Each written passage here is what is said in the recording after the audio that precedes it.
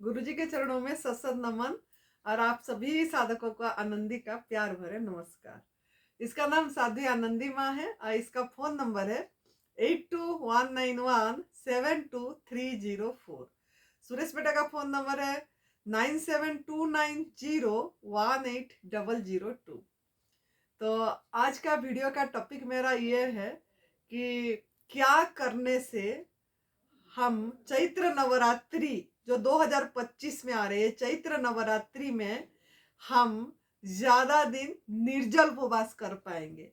क्या करने से हम ज्यादा दिन निर्जल उपवास कर पाएंगे चैत्र नवरात्रि में। तो आप सभी को बहुत बहुत धन्यवाद। पहले बहुत बहुत कृतज्ञता ज्ञापन कर रहे हैं कि आप लोगों ने हमारा वीडियो देखते हैं तो हमको एक सेवा की मौका देते हैं कि हम एक वीडियो के माध्यम से आपको जगा दे। तो आप सो धन्यवाद है। तो आज चैत्र नवरात्रि जो आ रही है अभी 30 मार्च 2025 से 7 अप्रैल 2025 तक है चैत्र नवरात्रि 9 दिन का। तो इस चैत्र नवरात्रि में बहुत साधकों ने, बहुत लोगों ने बहुत धूमधाम से मनाते हैं और उपवास करते हैं। लेकिन वो उपवास जो करते हैं वो फलाहार पे रहते हैं बोलते हैं, लेकिन फलाहार पे तो नहीं रहते हैं। वो जो फलाहार बोलते हैं वो सामा चावल, कुड्डू की आटा और ये पूरी वगैरह बना के, पकोड़े बना के खाते हैं। एक्चुअली वो उपवास में नहीं जाएगा। लेकिन आज का मेरे वीडियो की टॉपिक है कि चैत्र नवरात्रि में निर्जल उपवास कैसे हम ज्यादा दिन कर पाएंगे और उपवास क्यों करना है। निर्जल उपवास, देखिए, निर्जल उपवास जो करना है इसके लिए हमको बहुत पहले से तैयारी करना पड़ता है। जैसे आज 6 तारीख हो गई हमारा मार्च से। अगर आप आग में पका वाला भोजन खा रहे हैं शाम के टाइम में भी तो आप उपवास नहीं कर पाएंगे ज्यादा चैत्र नवरात्रि में। हाँ, एक दिन तो कर लेंगे, 1-2 दिन तक कर लेंगे। लेकिन अगर आप आपकी बॉडी को और ज्यादा सारी ये निरोगी करना चाहते हैं तो निरोगी होने के लिए, रोग मुक्त होने के लिए सबसे बड़ा रामबाण है निर्जल उपवास। मतलब न खाना न पीना, लंघनम परम औषधम। नहीं, ये वेदों में है। तो लंघन का मतलब नहीं खाना नहीं पीना, हवा खाना हवा पीना। तो वो जितने दिन कर पाएंगे अपनी बॉडी को देख के उतना जल्दी हम निरोगी हो पाएंगे। लेकिन उपवास के, निर्जल उपवास के समय में एनिमा भी करना बहुत जरूरी है, संजीवनी क्रिया भी करना पड़ेगा। तो ये जो चैत्र नवरात्रि में करना चाहेंगे कि 1 दिन का या लगातार कंटिन्यूअस 2 दिन का या 3 दिन का करना चाहेंगे, लगातार वाला कंटिन्यू 3 दिन, कोई कोई 9 दिन भी करते हैं। हम तो बहुत बार 9 दिन का निर्जल उपवास लगातार वाला करे हैं, तो हमारा अनुभव है तभी हम बता रहे हैं। तो जो लंबा करना चाहते हैं वो अभी से पूरी तरह से रसाहार पे आना पड़ेगा। जैसे अभी और आपके लिए 20-21 दिन है, 21 दिन बची है, 21-22 दिन बचा है नवरात्रि आने के लिए। अगर आप पूरी तरह से आग में पका वाला भोजन छोड़ देंगे शाम के टाइम का भी और पूरी तरह से रसाहार पे आ जाएंगे तो आप अगर 20 दिन पूरी रसाहार करेंगे और फिर उपवास पे आएंगे तो आराम से आप उपवास कर पाएंगे लंबा वाला। और रसाहार पे भी आपका बॉडी डिटॉक्स भी करेगी और आपका कोई भी बीमारी क्रोनिक जैसे कैंसर हो गया और आर्थराइटिस प्रॉब्लम हो गई, हार्ट प्रॉब्लम हो गया, वो सही जल्दी होगा रसाहार पे। और वो भी बिना नमक, बिना मीठा, कोई गुड़ नहीं डालना है, कोई नमक नहीं डालना है, कोई चाट मसाला नहीं डालना है, सिंपल जैसे आज इट इज लेना है। तो आप अगर उपवास को बढ़ाना चाहेंगे, निर्जल उपवास करना चाहेंगे चैत्र नवरात्रि में, तो अभी से जब हमारा वीडियो सुन रहे हैं आप रसाहार पे आ जाइए। ताकि आपका जो क्रोनिक बीमारी है शरीर का वो तो ठीक होगा ही होगा, साथ में आपका जो नवरात्रि में जो एक्चुअली नवरात्रि में हम इसीलिए उपवास करते हैं, स्पिरिचुअल अपनी आत्मा के नजदीक बैठना है, अपने साथ बैठना है और अपनी ये जर्नी को आगे लेने के लिए, स्पिरिचुअल जर्नी को।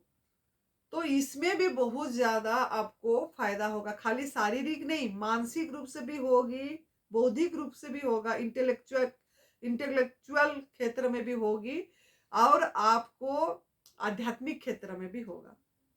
ये बहुत बड़ा महत्वपूर्ण रोल करता है उपवास, निर्जल उपवास। तो अब अभी से आप रसाहार पे आ जाइए।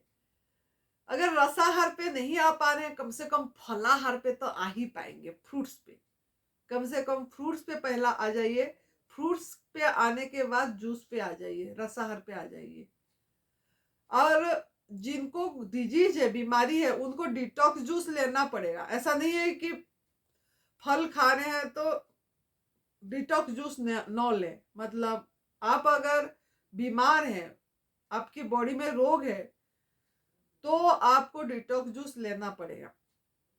लेकिन अगर आपके अंदर बीमारी नहीं है, आप निरोगी हैं, रोग मुक्त है और आप अपनी साधना को आगे लेना चाहते हैं, स्पिरिचुअल साधना को, तो आप फ्रूट्स पे आ जाइए।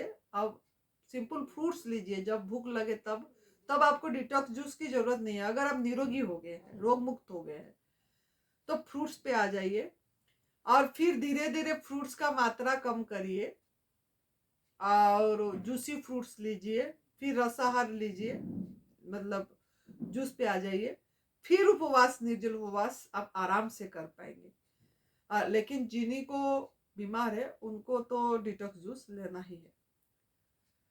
तो आपने, और अगर उपवास, निर्जल उपवास करना चाहेंगे चैत्र नवरात्रि में, तो अभी आप हफ्ते में एक दिन निर्जल उपवास करिए, दो धीरे धीरे हफ्ते, एक हफ्ता रसाहार करिए, फिर लास्ट दिन में निर्जल उपवास रखिए। मतलब 6 दिन रसाहार करे और 7वां दिन में निर्जल उपवास रखिए।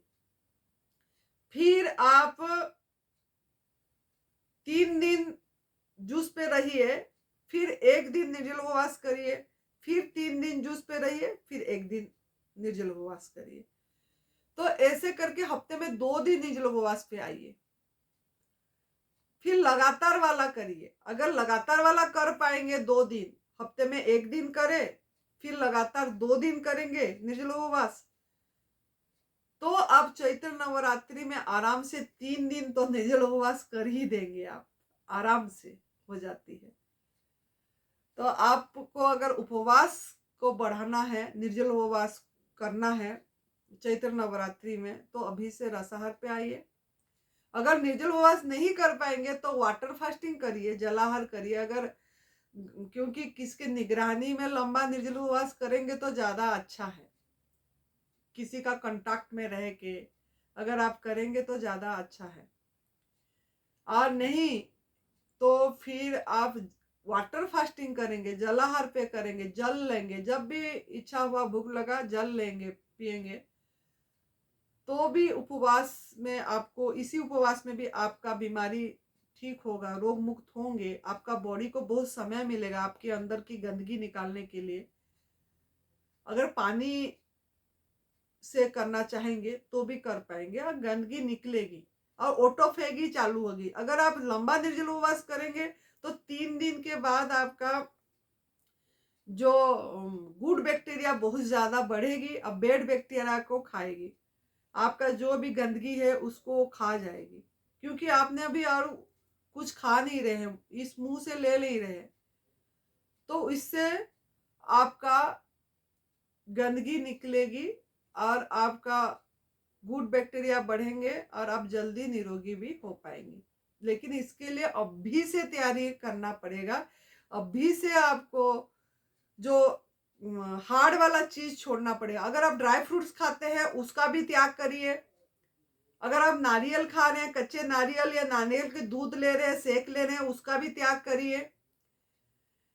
अगर आप गाजर चुकंदर चबा के, जैसे मिट्टी के नीचे की चीज है उसको चबा के खा रहे हैं, सलाद उसको खा रहे हैं, वो हार्ड चीज है, उसका भी त्याग करिए। और आपको मतलब पृथ्वी तत्व होती है गाजर चुकंदर, मिट्टी के नीचे जो होती है वो पृथ्वी तत्व को त्याग कर दीजिए पूरी तरह से। मतलब भारी वाला चीज को त्याग करिए। कुक फूड भी पृथ्वी तत्व में जाती है, उसका भी त्याग करिए। गाजर चुकंदर मूली जो भी है ये पृथ्वी तत्व में जाता है, उसका त्याग करके आपको जल तत्व पे आइए। जल तत्व होती है जैसे खीरा टमाटर, ये जल तत्व में जाएगी। फिर उसके बाद आप अग्नि तत्व पे आइए। फल, जूसी फ्रूट्स, फल, जो भी फल है, अंगूर हो गया, संतरे हो गई, है ना, और पपीता हो गया, मौसम्बी हो गया, तरबूज हो गई, जैसे जूसी फ्रूट्स है ये सब चीजें। पपीता जूसी पे नहीं जाएगा, फ्लेसी फ्रूट में जाएगा, लेकिन जिसमें रस ज्यादा है उसको जूसी फ्रूट्स बोला जाता है। तो fleshy fruits juicy fruits mix करके भी लेंगे तो अग्नि तत्व है ये। लेकिन धीरे धीरे फ्लेसी फ्रूट्स को बंद करिए, जैसे पपीता, केला, चीकू, बेर, ये सब फ्लेसी फ्रूट्स में जाएगा। ये डाइजेस्ट करने में ज्यादा जीवनी शक्ति खर्च होगी। लेकिन संतरे, अंगूर, है ना, तरबूज, ये जूसी फ्रूट में जाएगा। मौसम्बी, ये जूसी फ्रूट में जाएगा। ये कम जीवनी शक्ति खर्च होगी, आपका डिजीज क्योर ज्यादा होगा, आपकी माइंड का डिटॉक्सिफिकेशन भी होगी। तो आप इस तरीके से एक एक करके त्याग करना पड़ेगा। मतलब पहले पृथ्वी तत्व, फिर जल तत्व, फिर अग्नि तत्व पे आइए और रहिए। फिर आप वायु तत्व, वायु तत्व आपकी हरी पत्ती, हरी पत्ती जितना है हल्का होती है फल से भी। वायु तत्व, वायु तत्व पे एक दो दिन रहिए। फिर आप है ना हरी पत्ती की जूस पे, फिर आप रहिए जैसे नींबू पानी, सिंपल नींबू पानी, बिना मीठा बिना नमक, एक आध दिन एक दो दिन रहिए। फिर एक दिन रहिए, आप फिर आ जाइए निर्जल पे, तो लंबा कर पाएंगे। क्योंकि बॉडी धीरे धीरे एडजस्ट होती होती आ जाएगी और आप उपवास कर पाएंगे। अगर करना चाह रहे हैं 2 दिन 3 दिन, जितना दिन आपको बॉडी दिखाएगा तो करें। नहीं निर्जल उपवास नहीं कर पाएंगे तो वाटर पे तो आराम से ही कर लेंगे। सिंपल नींबू पानी में बिना नमक बिना मीठा से भी कर सकते हैं। खाली वाटर, बिना कुछ भी नहीं, सिंपल पानी। सिंपल पानी ज्यादा अच्छा है। नहीं रह पाएंगे सिंपल पानी में तो नींबू पानी, नहीं तो फिर नारियल पानी पे रहिए। तो इससे भी आपकी बॉडी डिटॉक्स होगी। लेकिन वाटर पे, चाहे वाटर पे रहें, चाहे रसाहार पे रहें, चाहे जलाहार पे रहें, चाहे हवा पे रहें, ड्राई फास्टिंग करें, सभी में आपको संजीवनी क्रिया एनिमा पे ध्यान देना पड़ेगा। दिन में 6 बार 8 बार जितना आपकी टाइम है देख के करना है, ताकि आपकी बॉडी डिटॉक्स अच्छी से होगी।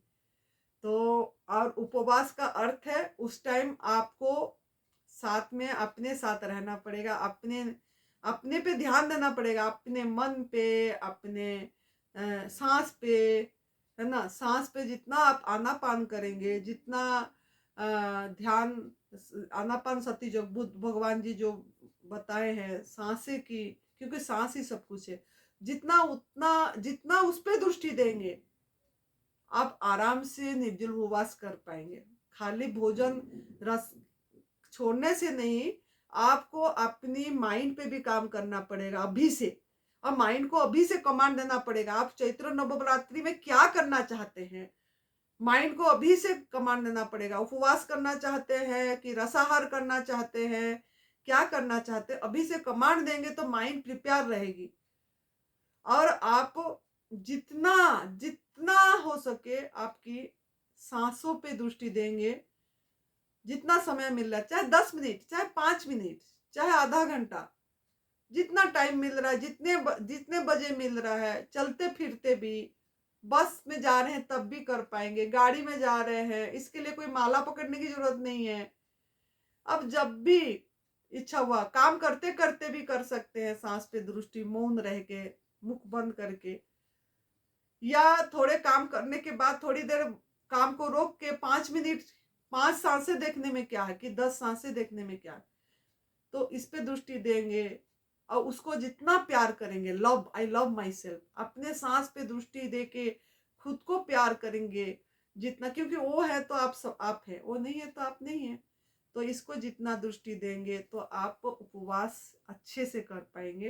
तो अभी से तैयार हो जाइए, जैसे हम बताए अपनी भोजन को परिवर्तन करिए, और आप अपनी चैत्र नवरात्रि में क्या करेंगे अभी से डिसाइड करिए। ठीक है, अभी समझ गए होंगे। आप सभी को बहुत बहुत धन्यवाद, हमको ये मौका दिए बोलने के लिए। और हमारा जूम मीटिंग होती है, आप लोग जूम मीटिंग में ज्वाइन होइए, इसके बारे में बताते रहते हैं। चैत्र नवरात्रि में इसके बारे में रोज जूम मीटिंग होगी रात 8 बजे। आपको लिंक चाहिए तो आप उसी में कमेंट में लिखिए, नंबर दीजिए, ग्रुप में ऐड कर देंगे, और आपको हमारा जूम मीटिंग की लिंक मिलेगी, डिस्क्रिप्शन में दे देंगे, और आप उसमें भी समझ पाएंगे। तो खुश रहिए, हंसते रहिए, हंसाते रहिए, हर समय मुस्कुराते रहिए। जय तंदुरुस्ती, जय तंदुरुस्ती। Thank you.